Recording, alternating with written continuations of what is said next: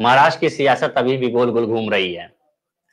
कौन सत्ता पर काबिज होगा और किसकी किसके हाथ लगेगी ये समझ में नहीं आ रहा है।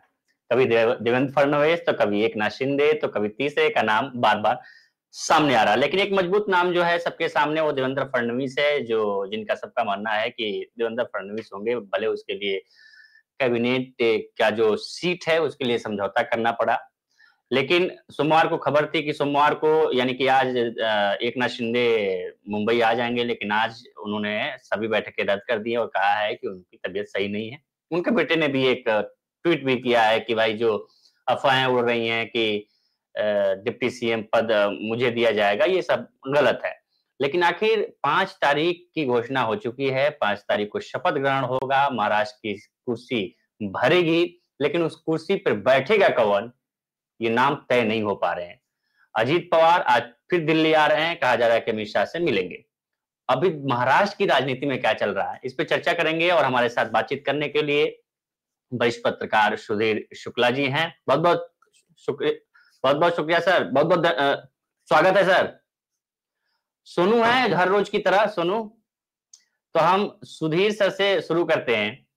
आपने कहा था सर कि सोमवार को शिंदे वापस आ जाएंगे, लैंड कर जाएंगे मुंबई, लेकिन एक बार फिर से तबीयत उनकी खराब हो गई।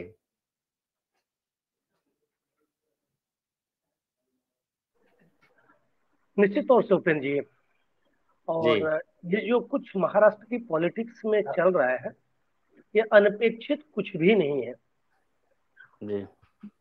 मैंने आपको पहले भी कहा था संडे की शाम तक वो आएंगे और वो आ गए। लेकिन आने के बाद उनमें एक बेचैनी सी थी।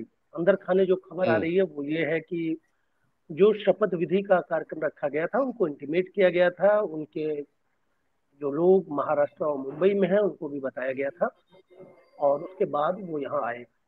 आने के बाद उनकी तबीयत फिर से नासाज बताई जा रही है।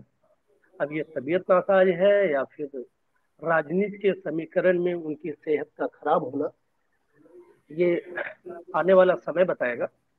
बट 2 खबरें इस समय बेहद अहम हैं जो तुरंत अभी के अपडेट है। एक खबर ये है कि एकनाथ शिंदे की जो विधायक दल की बैठक थी उसको उन्होंने रद्द किया है, और दूसरा उद्धव ठाकरे गढ़ से एक बड़ी इंटरेस्टिंग खबर आई है जी। बांग्लादेश का क्राइसिस लगभग 3-4 महीने से चल रहा है, लेकिन राज्यसभा सांसद प्रियंका चतुर्वेदी ने न सिर्फ ट्वीट किया है प्रधानमंत्री नरेंद्र मोदी के नाम, बल्कि सारी मीडिया को एक लेटर इशू किया है। और इस्कॉन के तथाकथित रामकृष्ण दास को जिस दिन से गिरफ्तार किया गया है, उनकी प्रॉपर्टी सीज की गई है, उसमें बायलेटरली उन्होंने पीएम मोदी से डिमांड करी है कि वहाँ के हिंदुओं को जो अत्याचार हो रहा है वो रोका जाए और सरकार गंभीरता से इसमें इंटरवीन करे। ये यूबीटी की पर्सन उनकी सांसद का बयान है, और चंद मिनट पहले ये उन्होंने प्रेस रिलीज जारी की है मीडिया को, और साथ में उसको ट्वीट भी किया है। तो ये वानगी और उथल पुथल बता रही है कि महाराष्ट्र की पॉलिटिक्स में हर व्यक्ति अपनी राजनीतिक रोटियां और अपने मुहरे साबित करना चाह रही है। अब ज्यादा समय नहीं बीता है, एकनाथ शिंदे को भी अपनी स्थिति साफ करनी पड़ेगी। उनकी मजबूरी ये है कि घोड़े के पास उनकी बिसात पर कुछ बचा नहीं है, और इसकी वानगी इस बात से लगाई जा सकती है कि उनको इंटीमेट किया गया, और जो लोग ये कह रहे हैं कि एकनाथ शिंदे को मनाने की कोशिश है, तो आपको बता दूं कि सतारा में ही उन्होंने प्रेस कॉन्फ्रेंस लेकर इस बात को स्वीकार किया है कि महायुति के बीच कुछ भी गड़बड़ नहीं है। बीजेपी का मुख्यमंत्री बने या कोई भी मुख्यमंत्री बने, केंद्रीय नेतृत्व को मैं ये बोल कर आया हूँ कि वो इसके लिए स्वतंत्र है, वो किसी को भी मुख्यमंत्री बना सकते हैं, उनके निर्णय को मैं स्वीकार करूंगा। बात 3 चीजों पर अटकी पड़ी है। एक, होम मिनिस्ट्री की डिमांड कर रहे हैं, साथ में उन्होंने ये कहा है कि विधानसभा अध्यक्ष जो इस बार चुना जाए वो उनकी पार्टी शिवसेना से चुना जाए। बीजेपी बात के लिए जो बीजेपी के लोगों से मेरी बात हुई, उनको इस बात से एतराज नहीं है कि अगर एकनाथ शिंदे ये चाहते हैं कि विधानसभा अध्यक्ष उनका बनाया जाए, तो बीजेपी को इसमें खास एतराज नहीं है। लेकिन होम मिनिस्ट्री के पद को लेकर अभी भी दोनों दलों की तरफ से खींचतान चल रही है, बार्गेनिंग चल रही है। लेकिन बार्गेनिंग की इस मेज पर एकनाथ शिंदे का पक्ष कमजोर दिख रहा है। 2 दिन बचे हैं, और 5 तारीख को पूरी लेविश स्टाइल पर जो बीजेपी की अपनी मार्केटिंग का जो उनका एजेंडा रहता है, उस हिसाब से खुद प्रधानमंत्री नरेंद्र मोदी के अलावा जो भी स्टेट चीफ मिनिस्टर्स हैं वो, और साथ में हिंदुत्व के मुद्दे को भुनाने और उस पर्सोना को प्रोड्यूस करने की बीजेपी पूरी तरह से तैयारी कर रही है इस शपथ विधि समारोह में, कि तमाम धर्माचार, शंकराचार्य, धर्मपीठ के लोग आएंगे। तो बीजेपी कमोबेश जो आरएसएस की दी हुई गाइडलाइन है विधानसभा चुनाव के मद्देनजर, उन्होंने साफ कर दिया है कि अब हिंदुत्व के मुद्दे पर अगर बीजेपी समझौता करती है तो उनके लिए राजनीतिक रूप से उनका अपना जो हार्डकोर वोट बैंक है वो खिसकेगा, और उसको साधने के लिए बीजेपी को अपने हार्डकोर हिंदुत्व के मुद्दे पर कायम रहना होगा। ये इंस्ट्रक्ट किया जा चुका है आरएसएस की तरफ से, और इतनी बड़ी सफलता के बाद बीजेपी आरएसएस भी ये कहने की स्थिति में है उपेंद्र जी कि जो भी यहाँ वोट जिहाद का मुद्दा था या जिस से ओबीसी एसटी एसटी का वोट लोकसभा चुनाव में खिसका था, और वो एक बार फिर से इंटैक्ट होता दिख रहा है। तो पूरे आंकड़े आ चुके हैं और वो इस बात को तस्दीक कर रहे हैं कि ओबीसी एसटी एसटी का वोट बैंक भी जो लोकसभा चुनाव में खिसकता दिख रहा था वो बीजेपी को इस बार मिला है विधानसभा चुनाव में। तो ये उनकी हिंदुत्व की जो प्रयोगशाला है वो सफल रही है, और उसकी बानगी आपको शपथ विधि में भी दिखेगी। मुद्दा अभी भी एक है, वो ये कि आखिर होम मिनिस्टर की कुर्सी को क्या, जो शुरुआत से ही देवेंद्र फडणवीस की का तोता कर सकते हैं कि उनके लिए है, वो उसको छोड़ेगी या नहीं, ये एक से अहम मुद्दा रह गया उपेंद्र जी मेरे लिए। ये होम मिनिस्ट्री ठीक है, वो अलग की बात है। पहले बारात का दूल्हा पता चल जाए तब पता चले। इकबाल जी, होम मिनिस्ट्री ठीक है, मिलती रहेगी। जैसा कि सुधीर सर ने कहा कि बहुत बार्गेनिंग पावर नहीं है एकनाथ शिंदे के पास, जब बार्गेनिंग टेबल पे आएंगे तो उनके पास नहीं है। लेकिन आप वो जैसे ही दिल्ली वो पहुंचेंगे, अगर केंद्र की सत्ता में आते हैं तो उनकी बार्गेनिंग पावर ज्यादा बढ़ जाती है। यही वो उनके पास मेन जिसको कहेंगे ब्रह्मास्त्र है, जिसका वो बार बार इस्तेमाल कर रहे हैं। तो क्या देवेंद्र फडणवीस को लेकर आखिर राय क्या है उनकी?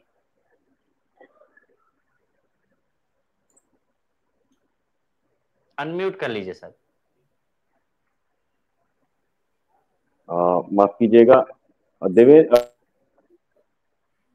ये महत्वपूर्ण है कि देवेंद्र फडणवीस बनते हैं या ये मैं आपको बताना चाहूंगा कि तक जितने मुख्यमंत्री बने हैं उसमें सबसे ज्यादा जो है वो मराठा मुख्यमंत्री बने। हालांकि देवेंद्र महाराष्ट्र के मुख्यमंत्री है जो जिन्होंने 5 साल पूरा किया था। तो इस बार भी जो है जिस तरीके अपने को मराठा बता करके कर रहे थे, ये बार भी इंटरनल तो ये उम्मीद जरूर जताई जाती है कि कोई ऐसा मुख्यमंत्री हो जो, लेकिन ये पूरा मामला जो है एकनाथ शिंदे जानते हैं कि बीजेपी की आला कमान जो है वो इस मामले को तय करेगी, आखिरकार इसका मुख्यमंत्री बनेगा कौन। हालांकि अब तक रेस में जो है वो देवेंद्र फडणवीस सबसे आगे है, लेकिन आजाद मैदान में आज भी जो बीजेपी महाराष्ट्र अध्यक्ष है बावनकुले वहां पहुंचे थे, वो अकेले पहुंचे थे। उन्होंने शपथ विधि का पूरा जायजा लिया। हालांकि एकनाथ शिंदे या अजीत दादा पवार गुट से अभी तक वहां कोई शपथ विधि की जो स्पॉट है वहां पर जायजा लेने कोई पहुंचा नहीं। ये जो सवाल है कि कौन बनेगा, ये कार्ड अब तक खुल और बातें की जा रही है कि विधान अध्यक्ष बैठक होनी है बीजेपी की, वो लगभग 4 तारीख को होनी है। तो 4 तारीख को ये तय हो जाएगा। कुछ का कहना है कि 3 तक पिक्चर साफ हो जाएगी, लेकिन ज्यादा में ज्यादा 4 तक ये साफ हो जाएगा कि आखिरकार महाराष्ट्र का मुख्यमंत्री कौन बनेगा। दूसरी एक सबसे बड़ी वजह कि ये पत्ते इसलिए भी नहीं खोलना चाहती है कि उसके लिए सबसे बड़ी बात है कि जहां पर एक जो चर्चा चल रही है उससे मीडिया का फोकस इस वक्त हटा हुआ है कि मुख्यमंत्री कौन है, जिससे उनके सारे जो मीडिया में चर्चा चल रही है वो सिर्फ ये है कि मुख्यमंत्री कौन है। हालांकि ऑपोजिशन जहां चिल्ला रहा है इस पूरे मामले को लेकर, वो पूरा मुद्दा दबा हुआ है। वहीं मीडिया में आप देखोगे कि गृह मंत्री प्रधानमंत्री बने हुए हैं। तो इन सारी ही रणनीति को ध्यान में रखते हुए बीजेपी जो है वो भी जल्दी पता नहीं खोलना चाह रही। उनको पता है कि अगर वो तुरंत अगर ये साफ कर देती है तो मीडिया फोकस है कहीं डाइवर्ट हो सकता है। तो इन सारी चीजों को लेकर के भी शायद मुझे लगता है कि एक रणनीति के तहत ये काम किया जा रहा है बहुत आसानी से, कि जो चीजें चल रही है वैसे चलने दो। हालांकि मुझे अब तक भी शंका है कि जिस तरीके से चीजें दबाई जा रही है, जिस तरीके से नाम खुल करके नहीं आ रहा है, यानी कि देवेंद्र फडणवीस के लिए राह आसान नहीं है। अलग अलग नामों की घोषणा वक्त वक्त पर आती जा रही है कि ये मुख्यमंत्री बनेगा, ये बनेगा, लेकिन आला कमान इस मामले के अंदर पूरी पिक्चर साफ नहीं कर रहा है कि मुख्यमंत्री का असल दावेदार कौन रहेगा। हालांकि महाराष्ट्र के अंदर उनके पास कई मराठा चेहरे भी है, दलित ओबीसी चेहरा भी है जिसको लेकर के वो मुख्यमंत्री बनाए जा सकते हैं, लेकिन महाराष्ट्र में देखना सबसे बड़ा ये है कि जो मुख्यमंत्री बैठेगा क्या वो उनकी सारी चीजें पूरी करेगा। दूसरा, जिस तरीके से ऑपोजिशन अब तक चिल्ला रहा है कि मुख्यमंत्री देरी से देने की वजह यह है कि अडानी जो है उनके कई बड़े प्रोजेक्ट यहाँ है, उन प्रोजेक्ट लेकर के क्या से संभव हो पाएगा कि पाएंगे, इसलिए उनको एक ऐसा मुख्यमंत्री जो दिल्ली की बातें सुने और दिल्ली की बातें सुनकर उस पर अमल करे। वहीं पर अगर आप देखोगे एकनाथ शिंदे हो या अजीत पवार हो, उसके लिए भी एक ऐसा चाहिए जो उनके अंडर में काम कर सके। अगर कोई ऐसा नया चेहरा लाता है तो वो भी के बहुत बड़े संकेत होंगे। दूसरा, जिस तरीके से आज से 2019 की हम बात करें, बीजेपी जिस तरीके से एकनाथ शिंदे को डराने की स्थिति में थी, वो स्थिति इस वक्त इसलिए नहीं है क्योंकि वॉशिंग मशीन में धुल करके दोनों ही क्लीन है। अगर सीधे सीधे अगर कोई काम किया जाता है तो उसमें बीजेपी पर भी सवाल खड़े होंगे। दूसरा, एकनाथ शिंदे खुद मंत्री रहे। अगर मैं बात करूं जिस तरीके लग रहे हैं कि मशीनों के अंदर छेड़खानी भी किया गया है, तो ऐसे कोई कारण जो है एकनाथ शिंदे के पास भी मौजूद होंगे, क्योंकि राज्य के अंदर अगर इतनी बड़ी घटना हुई है तो ये हो ही नहीं सकता है कि दोनों उप मुख्यमंत्री और मुख्यमंत्री की सहमति के बिना जो लोग हैं उसको ये काम दिया जाए और वो काम कर सके। यानी बार जो पत्ते हैं के पास भी बहुत बड़े बड़े राज्य में भी कार्ड है। केंद्र की बात तो आप छोड़ दीजिए, केंद्र के है वो पूरी तरीके से चंद्रबाबू नायडू प्लस नीतीश कुमार के साथ में अगर एकनाथ शिंदे मिलते हैं तो 35 सीट जो है वो लगभग उनके पास तीनों की अलायंस के अंदर मिलाकर के अगर ये 35 सीट निकलती है तो सरकार जो सपोर्टिव सिस्टम पे खड़ी है वो पूरी तरीके से हिल सकती है। या एकनाथ शिंदे खुद भी अगर समझो कि सपोर्ट अपना पीछे से बाहर से देने की बात करते हैं तो आने वाले दिनों के अंदर नीतीश या चंद्रबाबू नायडू जो है वो को चाल चल सकते हैं, जिसको लेकर के सत्ता में दिल्ली की जो केंद्र की सत्ता है उसके अंदर डामाडोल हो सकता है। तो ये सारे ही समीकरण है जिसको लेकर के केंद्र जो है वो भी शांति से सारी चीजों को देख रहा है। साथ ही साथ एकनाथ शिंदे ने जो मांग की है गृह मंत्री की, तो गृह मंत्री की मांग इसलिए की कि उनको पता है कि बीजेपी की एक ऐसी वो कमजोर कड़ी है जिसको लेकर के बीजेपी शायद गृह मंत्रालय न दे, उसकी जगह कुछ और सौदे कर सकती है। पिछली बार भी आपने देखा कि उप मुख्यमंत्री भले ही वो देवेंद्र फडणवीस थे जिनके पास गृह मंत्रालय था, हालांकि सीएम जो है अभी खास करके सभी जगह के राज्यों के सीएम जो है गृह मंत्रालय अपने हाथ में रखते हैं ताकि बहुत बड़े बड़े काम जो है डिपार्टमेंट के पुलिस डिपार्टमेंट हाथ में होने से कराए जा सकते हैं। देखिए पिछले बार जिस तरीके से रश्मि शुक्ला पे भी आरोप लगा था फोन टेपिंग का, यानी कि गृह मंत्रालय होते हुए ये सारी चीजें कराना संभव था। तो इस बार भी गृह मंत्रालय इतना इंपॉर्टेंट है कि जहां राज्य के अंदर जो बड़ी बड़ी मिनिस्ट्री होती है जिसके अंदर एक गृह मंत्रालय हो गया, फाइनेंस हो गया, अर्बन डेवलपमेंट हो गया, तो ये एक ऐसे मंत्रालय है जिससे लेकर के लगातार कई बड़े काम भी कराए जा सकते हैं और कई मलाईदार पोस्ट जो एक तरीके से मंत्रालय के अंदर मानी जाती है। हालांकि भले एकनाथ शिंदे या कोई भी ये कहे कि वो आम जनता की सोच पर उतरने की कोशिश कर रहे हैं, जनता ने उन्हें मैंडेट दिया है, वो जनता की अगर बात कि ये जो समीकरण बन रहा है अब तक वो समीकरण हो चुकी होती, शपथ विधि हो चुकी होती, यानी कि जनता के साथ साथ अपना क्या वो भी एक पॉलिटिक्स में देखा जाता है कि आने वाले सालों के अंदर अगर हमें पार्टी चलानी है, पार्टी को आगे, तो ये सारे मंत्रालय होना इसलिए जरूरी है क्योंकि यही एक मंत्रालय है जहां से पैसे आते हैं और आगे काम चलाया जाता है। सोनू, आपसे मेरा सवाल ये है कि महाराष्ट्र की जनता 23 तारीख के बाद वेट कर रही है कि उनका मुख्यमंत्री कौन होगा और मुख्यमंत्री की कुर्सी पर कौन बैठेगा। इतने बड़े मैंडेट के बाद जनता क्या सोच रही है वहां महाराष्ट्र में? अगर ये वाफो की स्थिति बनी हुई है कि आखिर इतने मैंडेट के बाद भी मुख्यमंत्री कौन बनेगा, वहां की जनता क्या कह रही है? देखिए, महाराष्ट्र में तो सबसे इंटरेस्टिंग ये है कि जनता के बारे में कोई सोच ही नहीं रहा है और जनता क्या सोचेगी क्या करेगी इसकी सबसे पहले चिंता नहीं है। लेकिन हाँ, जब हम लोकल ट्रेन में सफर करके ऑफिस पहुंचते हैं या फिर घर जाते हैं तो उस वक्त ये सारी चर्चाएं हमें देखने मिलती है कि आखिर मुख्यमंत्री क्यों नहीं बन रहा है। कुछ लोग बोलते हैं कि बीजेपी ने अपना मुख्यमंत्री बनाना चाहिए, तो कुछ लोग ये कह रहे हैं कि एकनाथ शिंदे को मुख्यमंत्री बनाना चाहिए, और कुछ लोग तो ये भी कह रहे हैं कि ये पूरा फ्रॉड है, ईवीएम का स्कैम हुआ है, ये सारी चीजें महाराष्ट्र में चल रही है। लेकिन इस वक्त जो चर्चा का विषय महाराष्ट्र में बन रहा है वो है एक बार फिर से गुजरात की महाराष्ट्र की पॉलिटिक्स में एंट्री की। अब जो पर्यवेक्षक जो भेजे जाने वाले हैं, वो कुछ ही वक्त पहले जो नाम सामने आया है वो नाम है विजय रूपानी और निर्मला सीतारमण का। विजय रूपानी गुजरात के पूर्व मुख्यमंत्री रह चुके हैं और उन्हें पर्यवेक्षक बनाकर महाराष्ट्र में भेजना, इसको लेकर अब मराठी और गुजराती वाली राजनीति एक बार फिर से महाराष्ट्र में शुरू होने की आशंका जताई जा रही है। कल देर रात ये दोनों ही पर्यवेक्षक मुंबई पहुंचेंगे और मीटिंग करेंगे, और इसके बाद परसों तक यानी कि 4 तारीख के दोपहर तक हमें ये साफ हो जाएगा कि किसका नाम अनाउंस किया जा सकता है। तो महाराष्ट्र में इस वक्त पर्यवेक्षक के नामों के आने के बाद एक नई राजनीति शुरू हो चुकी है। अब धीरे धीरे मुझे लगता है कि जो उद्धव ठाकरे की शिवसेना है उनकी तरफ से बयान आने शुरू हो जाएंगे कि देखिए किस तरह से महाराष्ट्र की राजनीति के लिए गुजरात के पूर्व सीएम को पर्यवेक्षक बनाया गया है, वो डिसाइड करेंगे कि महाराष्ट्र का मुख्यमंत्री कौन होगा। तो ये अभी काफी इंटरेस्टिंग जो है चीजें हमें कुछ ही ये 2 दिनों में देखने मिल सकते हैं। सुधीर जी, अब तो विजय रूपाणी और निर्मला सीतारमण पर्यवेक्षक बनाई गई हैं। विजय रूपाणी क्या ये मनाने के लिए जा रहे हैं देवेंद्र फडणवीस को कि जिस बीजेपी की नई राजनीति के शिकार हम हुए हैं, कोई बात नहीं, आप भी पीछे हट जाओ? देखिए, अगर सब कुछ स्मूथ नहीं है और अंदर खाने सच में हड़बड़ी है, तो मैं इकबाल जी की बात से पूर्णतया सहमत हूँ, और वो ये कि महाराष्ट्र में लगभग 7-8-10 दिन हो गए और ऐसा नहीं है कि ये निर्णय तुरंत नहीं लिए जा सकते या इसको तुरंत सॉल्व नहीं किया जा सकता। और खासकर जिसकी बात अभी सोनू ने की है कि जिन 2 पर्यवेक्षकों को नियुक्त किया गया, अगर देखें इसके पहले 3 से 4 बार जब भी इस तरह की स्थिति आती थी तो एक राजनाथ सिंह का नाम हमेशा फिक्स हुआ करता था। बिल्कुल। राजनाथ सिंह देवेंद्र फडणवीस के लिए बेहद लकी भी है, आपको बता दूं।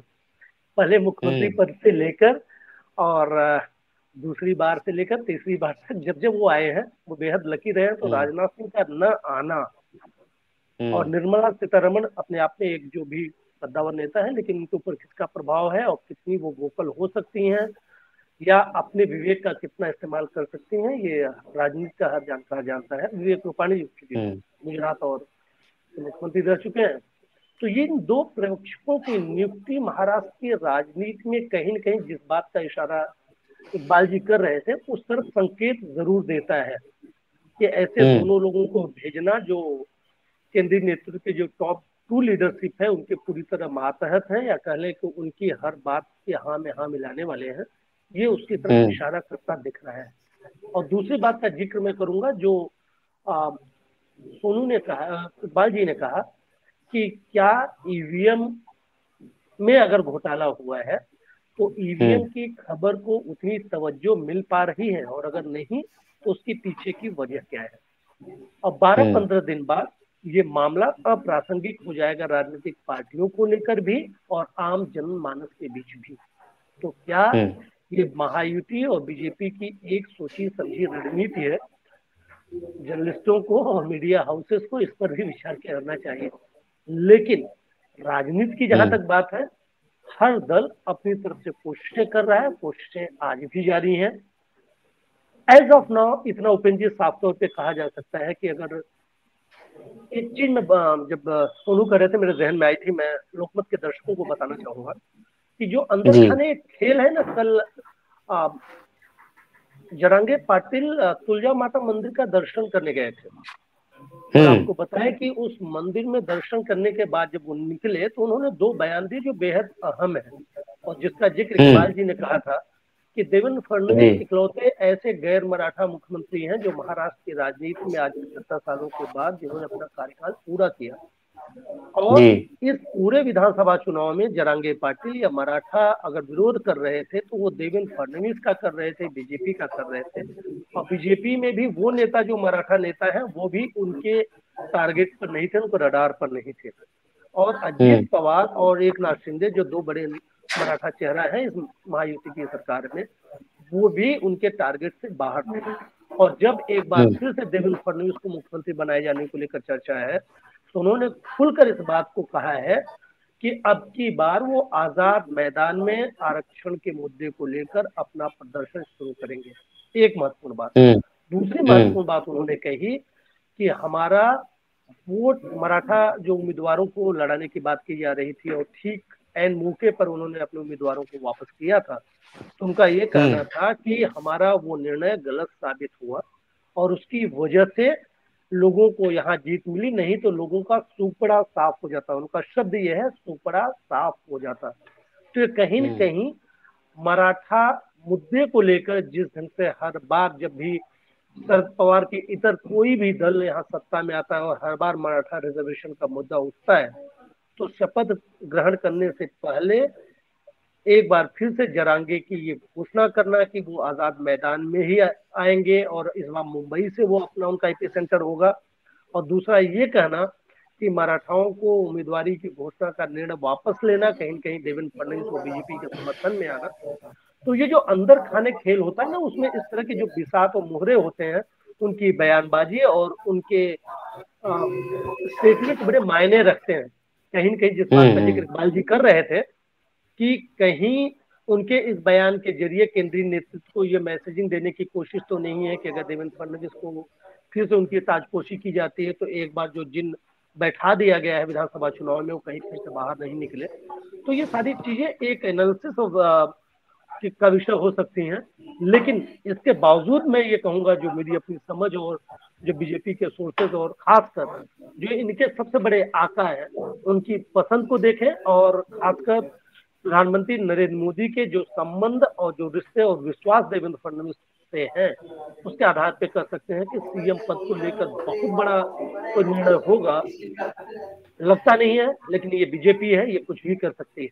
तो इकबाल सर, क्या ये माना जाए कि जब मनोज जारंगे जब विधानसभा चुनाव से पहले अपने सारे प्रत्याशियों को नामांकन वापस करा लिया तो बीजेपी से तय हुआ था कि भाई जिस मांग को आप मान रहे हैं हम किसी मराठा को ही कुर्सी को सौंपेंगे, और आज जब देख रहे हैं कि नहीं ये फिर से देवेंद्र फडणवीस पे दाव लगाया जा रहा है, तो एक उन्होंने स्टेटमेंट दिया। या दूसरा ये कि क्या देवेंद्र फडणवीस को बैकफुट पर लाने की कोशिश ऊपर से हो रही है कि भाई आप दो इधर एकनाथ शिंदे हैं, दोनों तरफ से प्रेशर।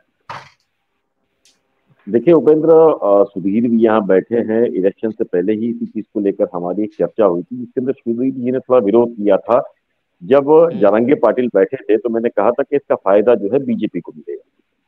तो सुधीर जी थोड़ा सा ना इत्तेफाक रख रहे थे उन चीजों को लेकर के, लेकिन मुझे लगता है कि अब इलेक्शन के जो रिजल्ट आए हैं उससे ये साफ हो चुका है कि मराठे का एक बहुत बड़ा वोट बैंक जो है वो बीजेपी के फेवर में गया है, अब वो चाहे जैसा भी गया हो। दूसरी बड़ी बात मैं आपके रुकूंगा, मैं आज भी आप अपनी उस बात पे आज भी कायम हूँ कि अगर जारंगे पाटिल अपने उम्मीदवार दिए होते तो शायद बीजेपी को मतलब नुकसान कुछ नहीं होता। नहीं, मैं सुधीर जी इसलिए ये बात मैंने की थी क्योंकि बीजेपी के कुछ आला नेताओं से मेरी बात हुई तो उनका कहना था कि हमारी बातचीत चल रही है, अगर मनोज जारंगे बैठ जाते हैं तो हमको बड़ा फायदा होगा उससे और वो हमारे फेवर में जाएगा।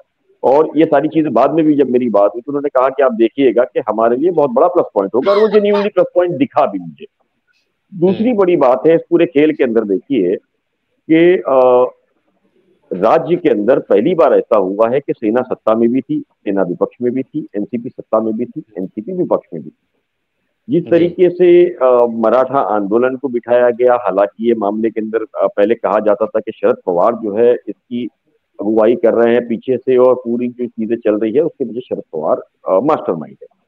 वहीं अब मैं दूसरी जगह एक आप सभी लोगों को ले जाना चाहूंगा, आप उसको बहुत गौर से और बहुत समझ के देखिए इन सारी चीजों को, तो आपको समझ में आएगा। लगता है कि इस पर अभी तक हमने किसी ने ध्यान नहीं दिया। इलेक्शन के वक्त आपको पता है कि अजीत दादा पवार ने अपने एक इंटरव्यू में ये साफ किया था कि 2019 में जो सरकार बनी थी, जो कि 80 घंटे की सरकार थी और उसके अंदर जो उन्होंने डिप्टी सीएम की शपथ ली थी और देवेंद्र फडणवीस कुछ घंटों के लिए मुख्यमंत्री रहे थे, वो मीटिंग जो है वो अडानी के घर पर हुई थी जिसके अंदर अडानी मौजूद था। जिसके अंदर काफी शोर शराबा हुआ, विपक्ष ने काफी हंगामा किया, लेकिन उसके बाद उसने एक चीज और भी कही थी कि उस मीटिंग के अंदर शरद पवार खुद मौजूद। हालांकि शरद पवार ने इस पूरे मामले के अंदर ये कहा कि हाँ वो मीटिंग जो है वो अडानी के घर हुई, ये शरद पवार का भी बयान है। यानी कि जितनी भी चीजें हुई थी उसमें शरद पवार की मुझे लगता है सहमति। अगर 2014 में हम जाए, 2014 के अंदर भी देखिए कि सेना और बीजेपी की जिस तरह के हालात हुए थे, शपथ विधि हो गई थी, उसके बाद शिवसेना जो है वो बैकफुट पे आ गई थी।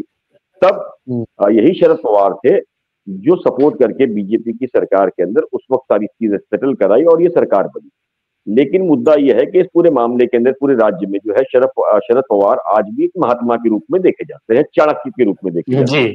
चाणक्य का मतलब यह है कि लोकशाही के अंदर अपने सही तरीके से न चलना और अपने हिसाब से गेम को बिठाना, उसी को चाणक्य कहा जाता है ना। यानी कि हम उसकी तारीफ करते हैं। तो यानी कि इस पूरे मामले के अंदर जो बयान आए थे, यानी कि उस पूरे मामले के अंदर शरद पवार को ये जानकारी थी कि क्या हो रहा है, कैसे हो रहा है। तो क्या ऐसी पॉसिबिलिटी इस बार भी नहीं है कि जो खेल हम इस पर्दे पे देख रहे हैं, पर्दे के पीछे डायरेक्टर जो है वो कोई और ही हो, जिसके पीछे लोग महात्मा समझ करके चल रहे हैं। सारे खेल राजनीति में जो है वो संभव है। उसकी वजह है कि मेरा क्या, देखिए जो जानकार है उनका ये भी मानना है कि अगर महा विकास आघाड़ी की सरकार आती तो शरद पवार ने जो है वो एक बैठक के अंदर ये साफ किया था कि सुप्रिया सुले जो है उसमें मुख्यमंत्री रहेगी। हालांकि पूरे इलेक्शंस में उन्होंने कहीं भी मुख्यमंत्री कौन होगा, किसका होगा, इसका जिक्र नहीं किया था। वो ये मान रहे थे कि वो जो है एक किंग मेकर की भूमिका में रहेंगे, जो कहेंगे वो लोगों को मानना पड़ेगा। इन सभी चीजों को आप अगर ध्यान रखें और इस पूरे समीकरण को अगर हम ध्यान से देखें तो मुझे आज भी ऐसा लगता है कि इस फैक्टर को कोई चला रहा है और चलाने के लिए हो सकता है कि हो ना हो आने वाले वक्त के अंदर देवेंद्र फडणवीस की एक बलि भी दी जा सकती है, क्योंकि अब तक देवेंद्र फडणवीस भले ही रेस में आगे हैं लेकिन सियासत में हर किसी के अपने एक मफाद होते हैं। अडानी की अगर मैं बात करूं तो शरद पवार अडानी को लेकर के अभी तक एक भी उनका स्टेटमेंट नहीं है। अगर उसकी हम किताब पढ़े तो उसमें अडानी का उन्होंने जिक्र बहुत अच्छी रिश्ते किया है कि वो उनके बच्चे की तरह है। हाँ, जब अडानी के खिलाफ जब लोकसभा में पिछली बार आया था जब, तो समर्थन देने के लिए वही खड़े हुए थे मीटिंग करके। उद्धव बाला साहब ठाकरे की सेना की बात करें, आदित्य ठाकरे का हम बयान देखें तो वो खुल करके अडानी के खिलाफ है। अगर हम आए कांग्रेस की तो कांग्रेस भी जो है वो खिलाफ है। वहीं अगर सेंट्रल लोकसभा के अंदर जिस तरीके से अभी इस वक्त हाउस चल रहा है, हाउस के अंदर आपने देखा कि तृणमूल कांग्रेस जो है वो अडानी को लेकर के फेवर नहीं कर रही, उसने साफ मना कर दिया। उसकी अगर एक एक पॉइंट टू पॉइंट हम अगर सारे ही डॉट करें को पता लगेगा कि कलकत्ता के अंदर भी ममता भी खुद समझ रही है कि ये मुद्दे के ऊपर ऐसी कई फाइल्स जो है वो सेंट्रल के पास है जो उन्हें तकलीफ दे सकती है। या तो कांग्रेस जिस तरीके से जिद लेके बैठी हुई है कि वो सत्ता खुद अगर उनका प्रधानमंत्री होगा तो वो अलायंस के साथ बनाएंगे, यानी कि ये भी मैसेज देने की कोशिश की जा रही है कि कांग्रेस जो है अपनी सोच को बदले। फिर जाकर के आप देखो चंद्रबाबू नायडू भी जुड़ने के लिए तैयार है, नीतीश भी जुड़ने को तैयार है, क्योंकि चंद्रबाबू नायडू जो है वो सीधे सीधे कांग्रेस से इसलिए नहीं जुड़ सकते कि वहां उनकी लड़ाई सीधे कांग्रेस से है। अगर उसकी जगह अलायंस के अंदर कोई और प्रधानमंत्री बन जाता है तो ये सारा मामला जो है जो ईडी, सीबीआई, आईटी सारी चीजें चल रही है उस पर एक तरीके से रोक लगाई जा सकती है। तो ये मैसेज भी देने की कोशिश की जा रही है। तो सेंट्रल स्टेट के अंदर एक डॉट टू डॉट कनेक्ट करेंगे तो अलग अलग तरह की एक बहुत बड़े लेवल पे राजनीति चल रही है जो शायद हम समझ नहीं रहे, हम सिर्फ राज्य को ही देख रहे हैं। लेकिन राज्य के साथ के अंदर ये सीधे कनेक्ट करता है महाराष्ट्र जो है वो दिल्ली को, क्यों कि ये फाइनेंशियल कैपिटल है। अगर ये फाइनेंशियल कैपिटल के अंदर अगर मार पड़ेगी या यहाँ जो मुख्यमंत्री बनाया जाएगा उसने अपने रिश्ते बना करके काम करना शुरू किया तो दिल्ली को ये खतरा हो सकता है। दिल्ली में जो आला कमान बैठा है उसको पता है कि वो कितना बड़ा खतरा होगा। तो ये डॉट टू डॉट हम कनेक्ट करते जाएंगे तो आपको पता लगेगा कि मुख्यमंत्री महाराष्ट्र में ऐसा आना चाहिए या जो भी बैठे उनकी शर्तों पे बैठना चाहिए। इन सारी ही चीजों को लेकर के अब तक जो ये खींचातानी चल रही है कि निर्मला सीतारमण हो, विजय जी हो, इनको जो भेजा जा रहा है गुजरात से विजय रूपानी को, उसकी सबसे बड़ी वजह है कि आने वाले वक्त में इनकी शर्तों पर किस तरह काम होगा, कैसे होगा। अगर नहीं होगा तो पता चलेगा एक पर्ची आई है, उस पर्ची से नाम की घोषणा करने की, वो भी देवेंद्र फडणवीस, और वो नाम की घोषणा के बाद में माहौल जो है बिगड़ जाएगा। जी यहाँ पे जी, एक वो और चाहे चीज देवेंद्र काफी फडणवीस इंटरेस्टिंग हो मैं या किसी और की इंटरेस्टिंग बात शक्ल भी में। बताना चाहूंगा जी कि एक तरफ तो विजय रूपाणी की बात, जिस तरह से हम सुधीर जी ने बताया कि उपेंद्र जी आपने बताया कि तो उनको भी कुर्सी से हटाया गया, क्या उस तरह का मैसेज देने आए हैं। दूसरी तरफ निर्मला सीतारमण की जब हम बात करते हैं तो उनको लेकर और देवेंद्र फडणवीस को लेकर एक चर्चा भी रही है कि 2019 में जब ये जो फाइनेंस मिनिस्ट्री की बात हो रही थी तो कई बार ये भी कहा जा रहा था कि देवेंद्र फडणवीस को केंद्र में बुलाकर फाइनेंस मिनिस्ट्री दी जा सकती है। तो ऐसे में एक वक्त के जो फाइनेंस मिनिस्ट्री के दावेदार हैं उनके लिए अब निर्मला सीतारमण को मैदान मुंबई भेजा जा रहा है। तो क्या ये स्कोर सेटल करने वाली चीज भी होगी, ये भी देखना बहुत ज्यादा जरूरी है, क्योंकि एक वक्त ये कहा जा रहा था कि दिल्ली में देवेंद्र फडणवीस जाएंगे तो उन्हें फाइनेंस मिनिस्ट्री दी है। तो जो अपनी जो निर्मला सीतारमण की मिनिस्ट्री पर नजर रख रहा था, क्या अब निर्मला सीतारमण मुंबई पहुंचकर कुछ ऐसा कर सकती हैं जिससे देवेंद्र फडणवीस की जो कुर्सी है वो खतरे में आ सकती है। तो ये अपने आप में एक सिचुएशनल सवाल जो है वो बनता हुआ नजर आ रहा है। हालांकि जो फैसला लेना है वो तो दिल्ली से ही लिया जाएगा, लेकिन एक सिचुएशन इस तरह से बन चुकी है कि ऐसे लोगों को भेजा गया है जो चाहे अफवाहों का बाजार गर्म है। वही उपेंद्र, मैं इससे आगे की और पर जोड़ना चाहूंगा कि सिर्फ फाइनेंस मिनिस्टर नहीं, एक वक्त ये भी माना जा रहा था कि देवेंद्र फडणवीस जो है वो पीएम पद का चेहरा हो सकते हैं, जो कि बहुत बड़ा खतरा मुझे लगता है कि वहां अमित शाह के लिए हो सकते हैं। अमित शाह कभी नहीं चाहेंगे कि, या मोदी खुद नहीं चाहेंगे कि कोई ऐसा बंदा हो जो गुजरात को छोड़ करके पीएम कैंडिडेट के लायक इस रेस में दौड़े।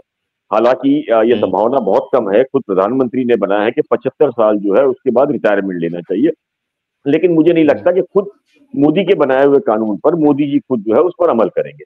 दूसरी अगर महाराष्ट्र की बात करें तो बीजेपी आ गई, खुद अमित शाह ने जवाब दिया कि ऐसा कुछ नहीं था।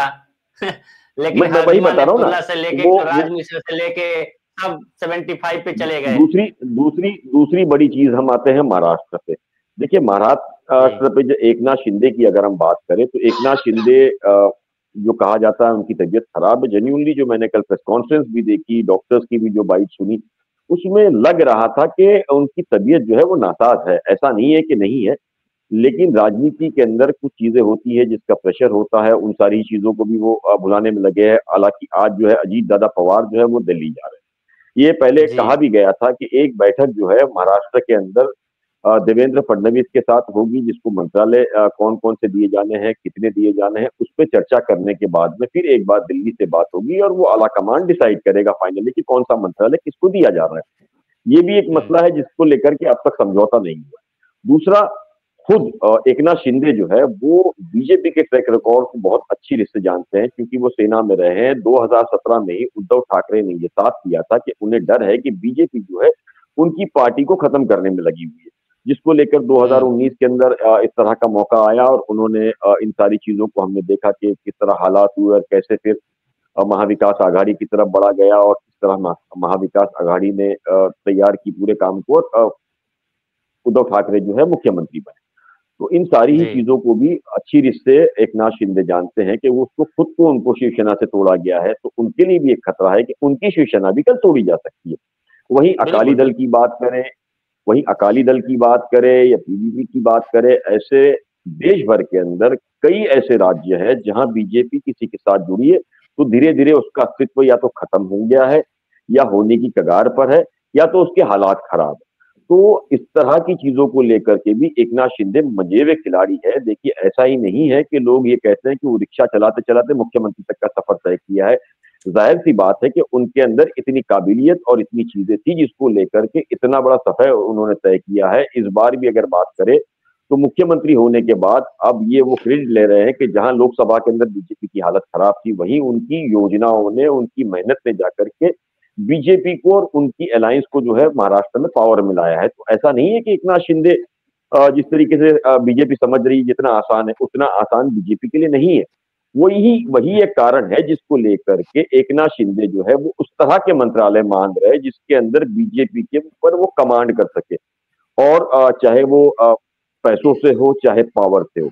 दूसरा, शिवसेना और एकनाथ शिंदे के अंदर फर्क यह है कि शिवसेना से जहां पैसे निकलते नहीं है वहीं एकनाथ शिंदे कमाना भी जानते हैं और उड़ाना भी जानते हैं।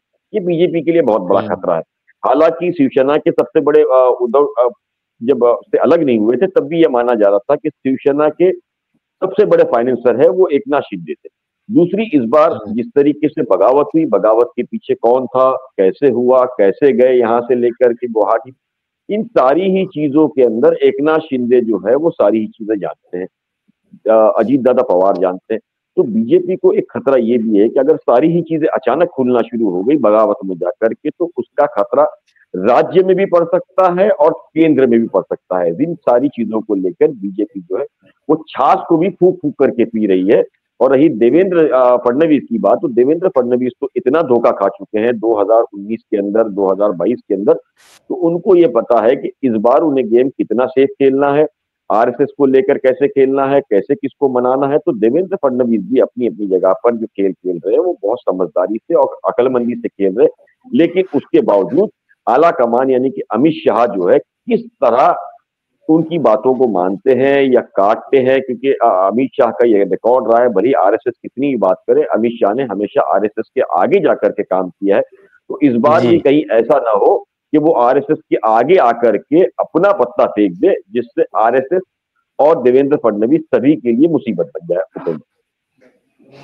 सुधीर जी, एक कहा जा रहा है या मुंबई की पॉलिटिक्स में ये होता है कि देवेंद्र फडणवीस और अजीत पवार दादा दोनों बड़ा करीबी हैं। जब पिछले दिनों जब मीटिंग भी हुई एकनाथ शिंदे तीनों नेताओं की अमित शाह से, तो दोनों लोग एक साथ गाड़ी में गए थे, एकनाथ शिंदे अलग गए थे। आज फिर अजीत पवार पहुंचे हैं। तो राजनीतिक गलियारों में अभी सुबह से हम यहाँ दिल्ली में चर्चा ये है कि हो सकता है कि ये समझाने की कोशिश हो अजीत पवार को, चूंकि अजीत पवार ने खुले तौर पर समर्थन किया है फडणवीस का, इस बार इसलिए बुलाया गया है कि हालात ठीक नहीं है देवेंद्र फडणवीस को लेके। क्या ये समझाने की कोशिश की जाएगी अजीत पवार को? मेरा इसे इतर मानना है जी। और जो मुझे अजीत पवार जितने सहज और जितने कंफर्टेबल देवेंद्र फडणवीस के साथ है जी। और जिस तरह से उनका अपना राजनीति करने का तरीका है, कांग्रेस पार्टी या एनसीपी कर लें, दोनों का कल्चर लगभग एक जैसा है। बीजेपी और शिंदे जो आज दो शिवसेना है उनका कल्चर लगभग एक तरह का है राजनीति करने के मामले में। लेकिन अजीत पवार हमेशा से कांग्रेस के कल्चर से इतर एक राजनीतिक लकीर खींचते रहे। और आपको बता दें कि देवेंद्र फडणवीस का के साथ जिस ढंग से उनकी साम्यता है, और अगर आपको वो बयान याद हो कि चक्की पीसिंग, वो मामला ईडी में है, ईओडब्ल्यू उस मामले में क्लोजर रिपोर्ट दे दिया है, लेकिन हाईकोर्ट ने अभी भी उस क्लोजर रिपोर्ट को एक्सेप्ट नहीं किया है। तो और जिस बात का जिक्र इकबाल जी कर रहे थे, नेशनल कैनवास पे भी कई चीजें और कई खेल एक साथ चल रहे हैं। बस मैं थोड़ा सा उनसे इतर राय रखूंगा कि बीजेपी इस समय महाराष्ट्र के बाद, जैसा पिछले लोकसभा में आपने देखा 5 साल लगातार वो साउथ में फोकस करते रहे, इस बार भी बीजेपी का फोकस दिल्ली की तरफ ज्यादा है। और आज आपको बताएं, अगर आपने गौर किया होगा उपेंद्र जी, एक निर्णय पे किसी का ध्यान नहीं जा रहा है। बेहद ही धर्मनिरपेक्ष छवि की राजनीति चंद्रबाबू नायडू करते रहे, लेकिन उन्होंने वक्फ बोर्ड की पूरी वक्फ बोर्ड कमेटी को उन्होंने बंद कर दिया। और पवन जो वहाँ के तथाकथित एक्टर हैं, उन्होंने जिस ढंग से समर्थन किया, पवन कल्याण, मैं पूरा नाम भूल रहा हूँ, उन्होंने समर्थन किया और उसको बैक किया है। ये देश की राजनीति, मैं ये नहीं कर रहा हूँ ये सही दिशा में है या गलत, लेकिन एक दिशा तय करता दिख रहा है, खासकर वहाँ जहाँ हमेशा से आर्य और द्रविड़ की लड़ाई चल रही थी, उत्तर और दक्षिण की लड़ाई चल रही थी, और इसकी वानगी को संकेतों में समझने की जरूरत है। और निश्चित तौर से बड़े कैनवास पे टोल किट से लेकर और तमाम चीजें आगे भी आएंगी और आती रहेंगी। महाराष्ट्र के परिप्रेक्ष्य में इतना साफ है कि अनिश्चितता का दौर है, और ये अनिश्चितता मुझे ऐसा लगता है कि प्रायोजित है। इकबाल जी की इस बात से मैं पूरी तरह सहमत हूँ, ये प्रायोजित है। जिस ढंग से मैंडेट बीजेपी को मिला है और अजीत पवार उनका समर्थन कर रहे हैं, तो बीजेपी एक बार एकनाथ शिंदे को ब्लैकमेल कर सकती है।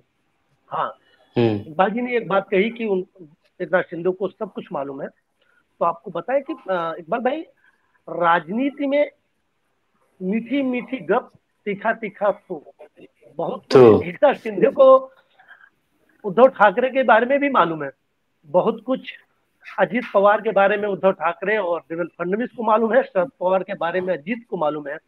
लेकिन आज तक एक सीमा से ज्यादा कोई भी उस गरल को ना कितना भी मंथन हो जाए वो निकलता नहीं है, क्योंकि जब वो निकलेगा ना तो दोनों तरफ से नुकसान बराबर होता है। नहीं सुधीर जी, देखिए ये महाराष्ट्र की राजनीति में नहीं था, लेकिन अगर पिछले 5 सालों में हम देखें तो कभी भी महाराष्ट्र की राजनीति में ऐसा नहीं हुआ है कि राजनेताओं के परिवारों पे, उनके बच्चों पे, उनकी फैमिली पे आरोप लगे हो या उनको जेल तक भेजने की बात लगे। लेकिन पिछले 5 सालों के अंदर सिर्फ महाराष्ट्र में नहीं, देश भर में ऐसी कई जगह पे हुआ है।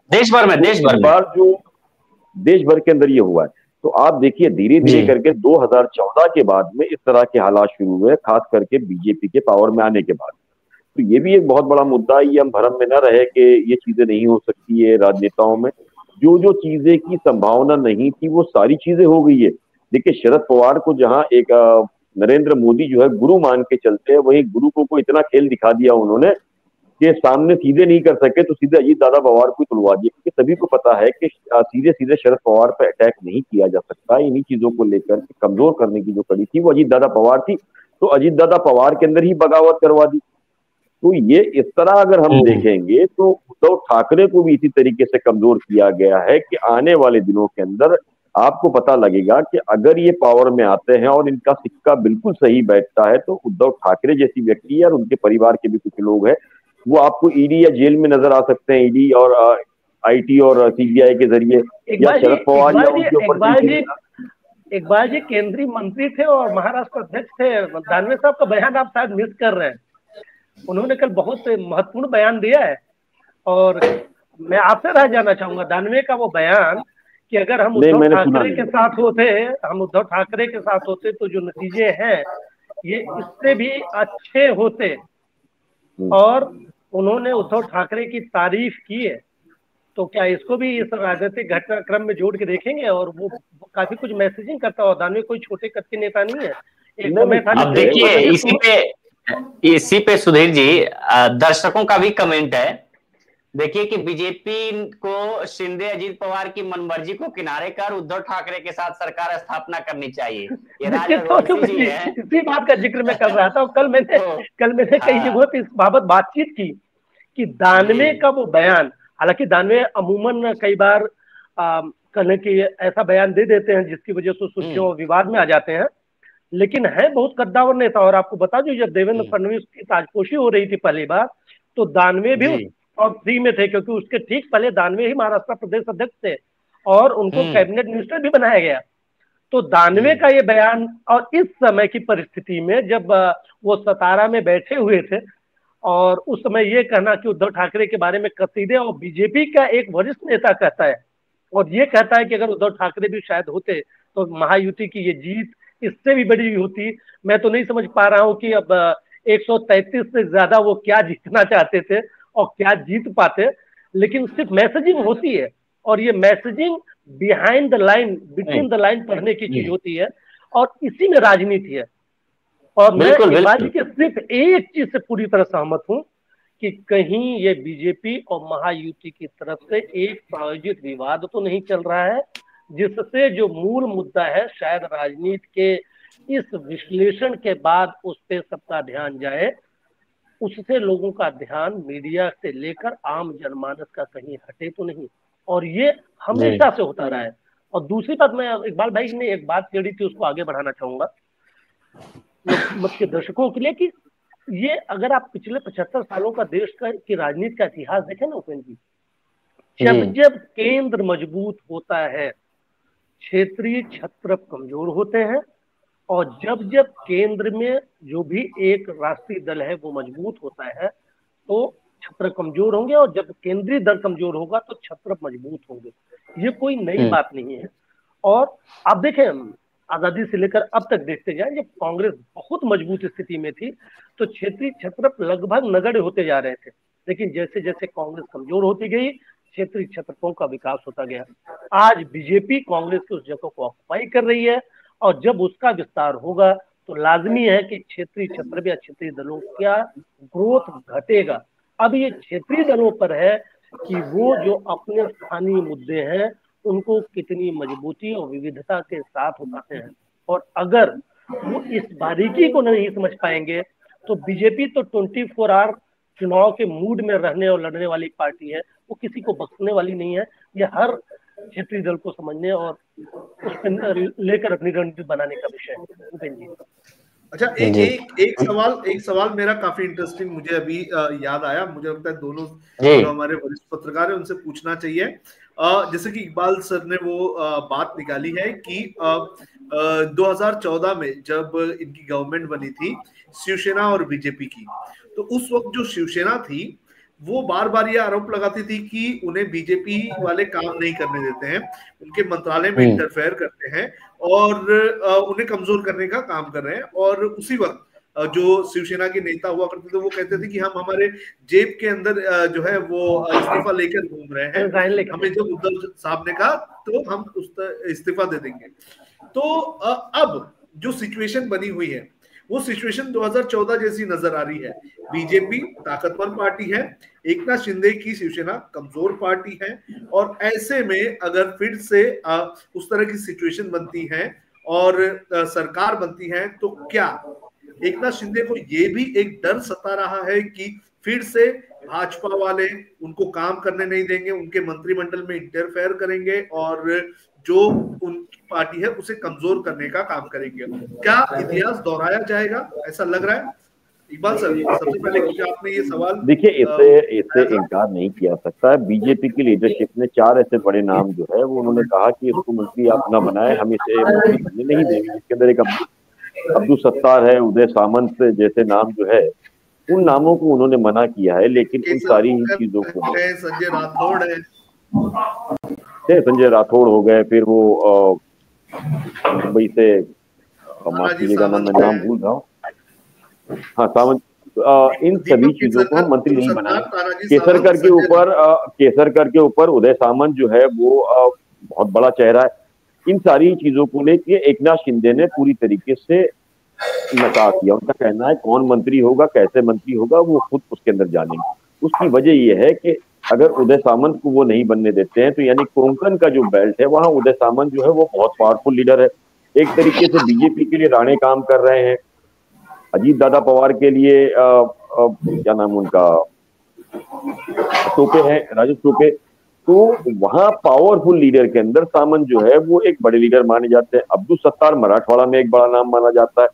तो इन सभी चीजों को लेकर के एकनाथ शिंदे ने साफ मना कर दिया, यानी कि ये मैसेज बीजेपी देना चाहती है कि ये सारे भ्रष्ट मंत्री है, इसे ना बनाया जाए।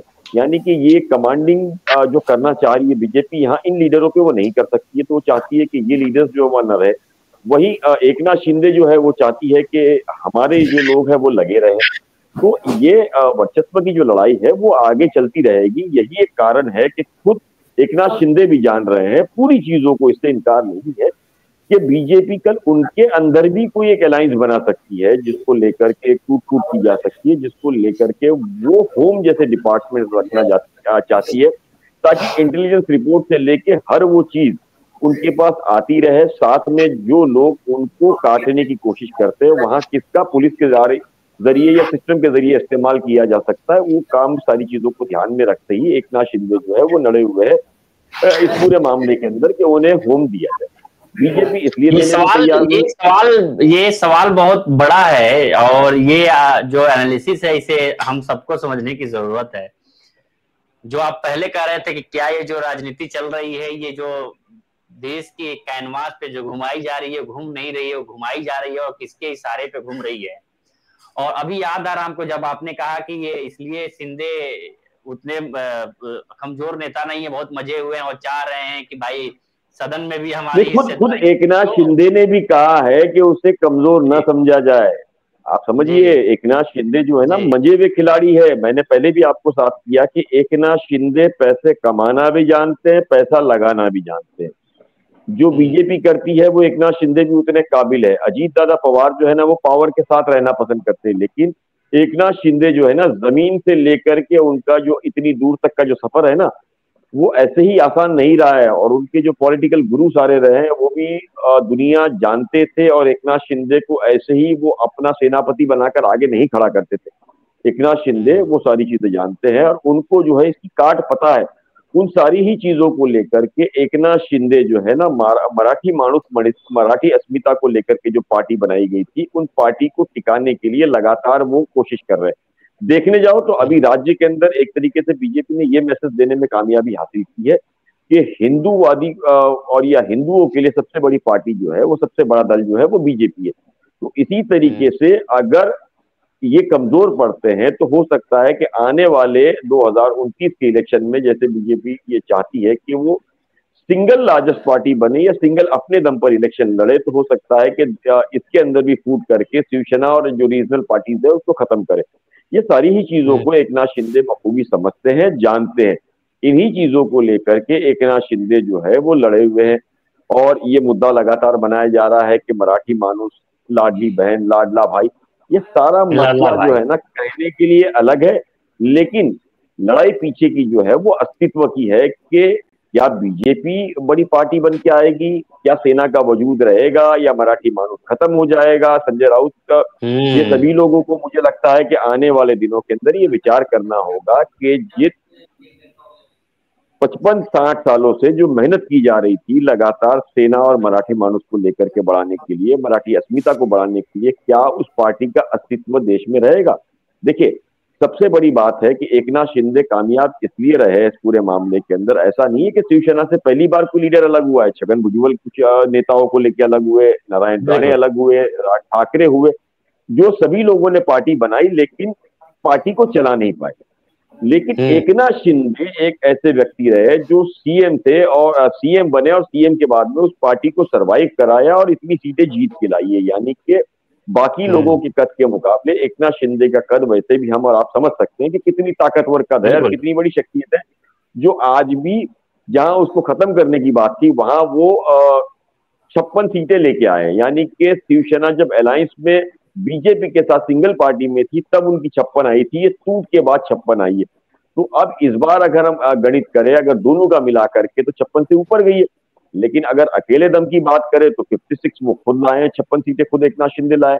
यानी कि उन्होंने ये बताया है कि जितने नेता पहले शिवसेना में छोड़ते उससे कद्दावर नेता है, उनसे ज्यादा समझ रखते हैं, उनसे ज्यादा लड़ने की क्षमता है। इन सारे मैसेजों को ध्यान में रखते हुए बीजेपी भी जो है वो बहुत समझदारी से काम दे रही है। उनको पता है कि दुश्मन कमजोर नहीं है, ये अजीत दादा पवार नहीं है जिसको लेकर के आसानी से निगला जा सकता है या फाइल दिखाई जा सकती है।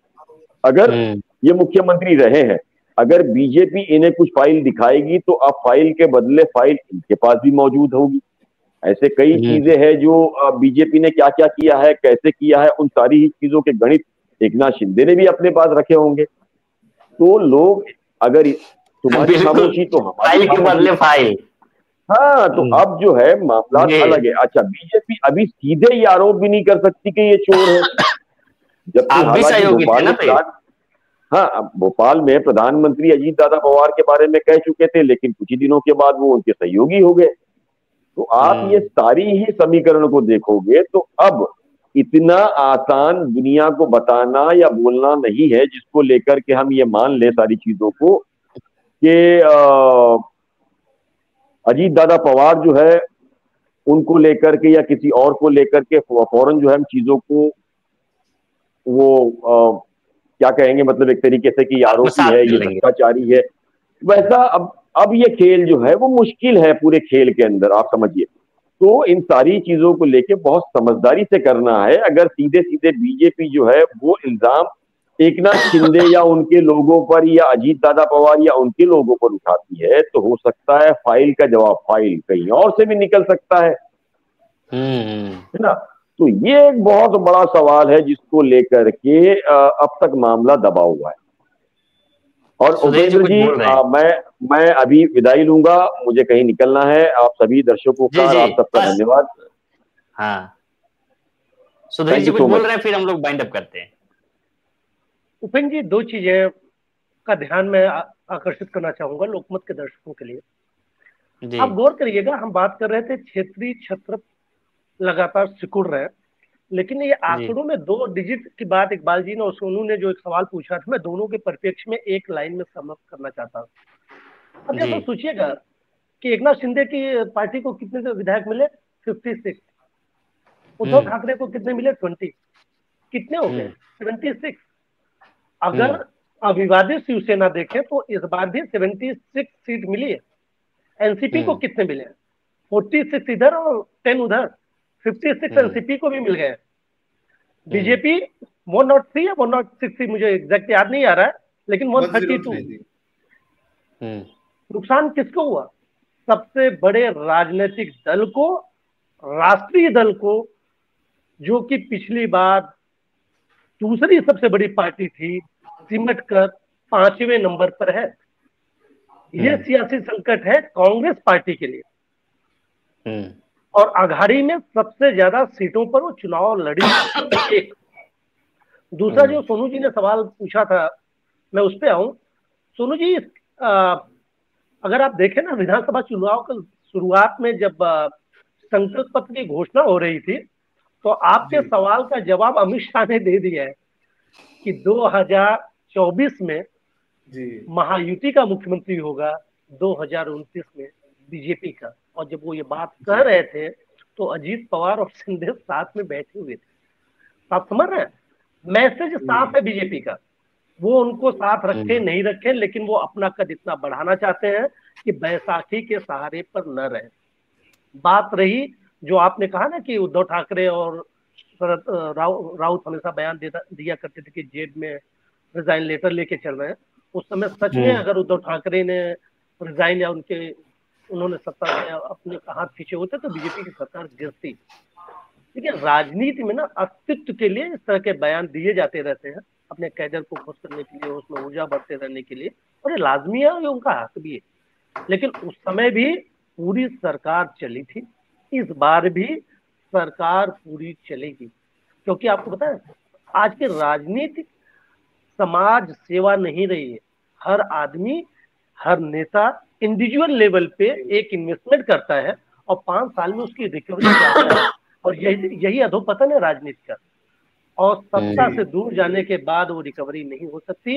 ये हर पार्टी का जो मुखिया है वो इस चीज को समझता है।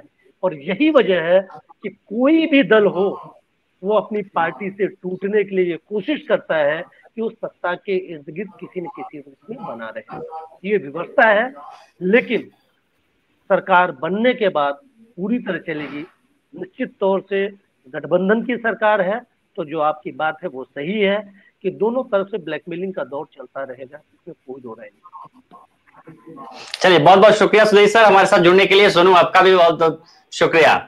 तो अब देखते हैं महाराष्ट्र में सत्ता की कुर्सी किस पर आती है। क्या देवेंद्र फडणवीस बैठते हैं या फिर महायुति, जैसे अमित शाह ने चुनाव के दौरान ही कह दिया था कि मायावती, इस बार तो मायावती के मुख्यमंत्री होगा, लेकिन 2029 में बीजेपी का मुख्यमंत्री होगा। तो क्या इस बार समझौता होगा या फिर से बीजेपी सत्ता की कुर्सी पर वापस आती है? देखते रहिए लोकमत हिंदी। नमस्कार।